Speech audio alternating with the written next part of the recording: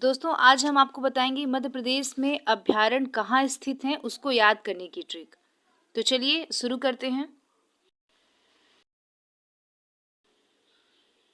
बोरी अभ्यारण्य स्थित है होशंगाबाद में। तो अब हम इसको याद कैसे करते हैं। होश में रहोगे तो बोर नहीं होगे। ठीक है, अब हम इसमें होश से ले लेंगे होशंगाबाद और बोर से ले लेंगे बोरी। तो हमें ये याद रहेगा कि बोरी अभ्यारण्य कहाँ स्थित है, होशंगाबाद में स्थित है। फिर ले लेते हैं बगदरा।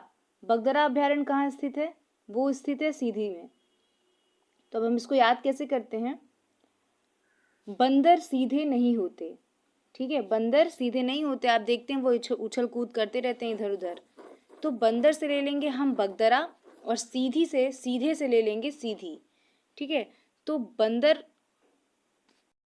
से हमें याद रहेगा बगदरा अभ्यारण्य और सीधे से याद हो जाएगा सीधी। तो हमें ये याद रहेगा कि बगदरा अभ्यारण्य कहाँ है, सीधी जिले में है। फिर लेते हैं फेन अभ्यारण्य। फेन अभ्यारण्य कहाँ स्थित है, वो मंडला में स्थित है।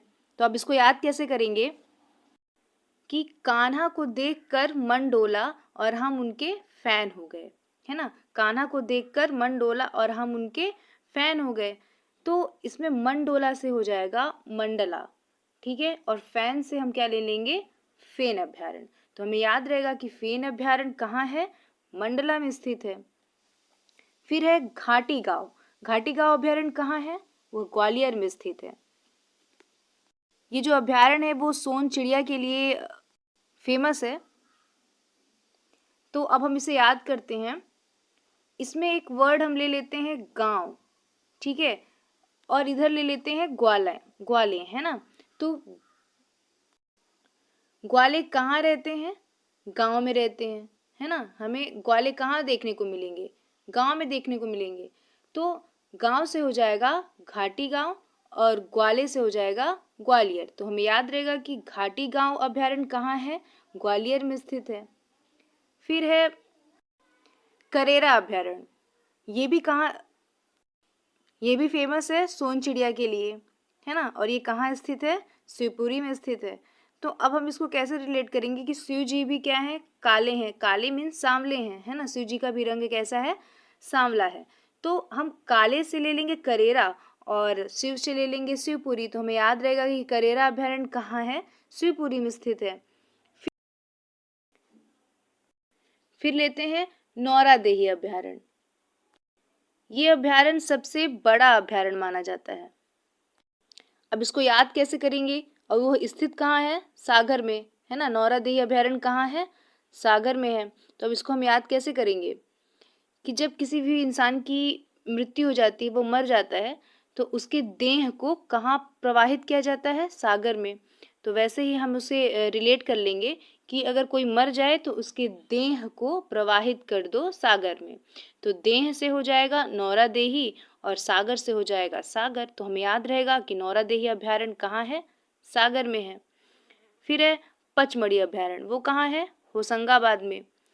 तो अब इसको हम याद कैसे करेंगे कि पचमढ़ी इतना खूबसूरत है कि उसकी खूबसूरती से होश उड़ जाते हैं, है ना। तो हमें याद रहेगा कि पचमढ़ी से पचमढ़ी अभ्यारण्य और होश से होशंगाबाद, है ना। फिर है रातापानी अभ्यारण्य। रातापानी अभ्यारण्य कहाँ है, रायसेन में। तो इसे हम अपने तरीके से ले लेते हैं कि जब भी किसी भी इंसान की तबीयत किसी कारण से खराब हो जाती है, तो उसे पानी भी, खाना भी, जूस भी, कुछ भी लेना होता है, उससे डॉक्टर की एडवाइस से लेना होता है।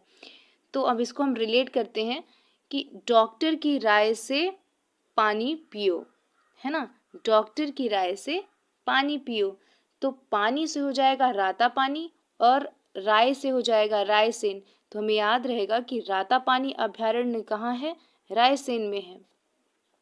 फिर है सरदारपुर अभ्यारण्य। ये कहाँ है और ये किस लिए फेमस है, खरमौर पक्षी के लिए फेमस है ना। और ये स्थित कहाँ है, धार में। तो अब हम इसे याद कैसे करते हैं कि हम देखते हैं कि जो सरदार लोग होते हैं वो अपने साथ हमेशा धारदार तलवार लेकर या चाकू लेकर के घूमते हैं। ये उनके रूल होता है, वो हमेशा लेकर के अपने साथ में घूमते हैं। ये जरूरी नहीं है कि सभी घूमें। तो इसे हम याद कर लेंगे कि जो सरदार होते हैं वो अपने साथ धारदार तलवार लेकर घूमते हैं। तो तो सरदार से याद रहेगा हमें सरदारपुर अभ्यारण्य, और धार से हमें याद रहेगा धार, है ना। तो सरदारपुर अभ्यारण्य कहाँ है? धार में स्थित है।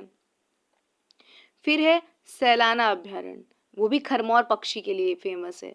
तो सैलाना अभ्यारण्य कहाँ स्थित है? रतलाम में स्थित है। अब हम इसको याद कैसे करेंगे? रात में सुलाना, ठीक है, रात में सुलाना ऐसे कर लेंगे। तो सोया कब जाता है? रात में ही ना। तो रात से हो जाएगा रतलाम, और सुलाना से ले लेंगे सैलाना। तो हमें याद रहेगा कि सैलाना अभ्यारण्य कहाँ है? रतलाम में है। फिर है राला मंडल। राला मंडल अभ्यारण्य कहाँ है? इंदौर में है। इसको सबसे छोटा अभ्यारण्य बोला जाता है ना, ये सबसे छोटा अभ्यारण्य है।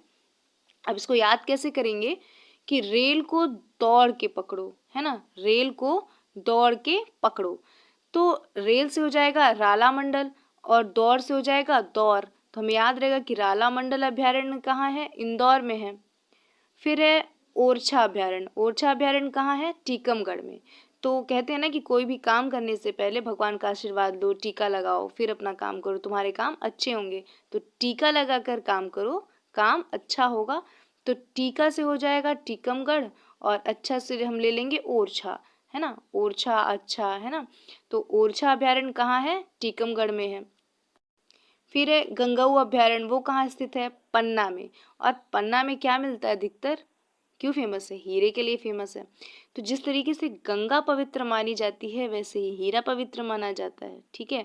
तो हम गंगा से ले लेंगे गंगऊ अभ्यारण्य, और पन्ना हमें याद रहेगा कि हीरा कहाँ पाया जाता है? पन्ना में पाया जाता है, ठीक है। तो हम उसको रिलेट कर लेंगे उससे। तो गंगऊ अभ्यारण्य कहाँ है? पन्ना में स्थित है। फिर है दुर्गावती अभ्यारण्य, कहाँ है? जबलपुर में है ना। तो दुर्गावती, दुर्गा माता के पास बहुत सारा बल है ना। तो दुर्गावती से हो जाएगा दुर्गावती अभ्यारण्य, और बल से हो जाएगा जबलपुर। इस तरीके से हम आसानी से मध्य प्रदेश के अभ्यारण्य को देख लेते हैं, और वो बहुत ही आसानी से याद हो जाता है। और तो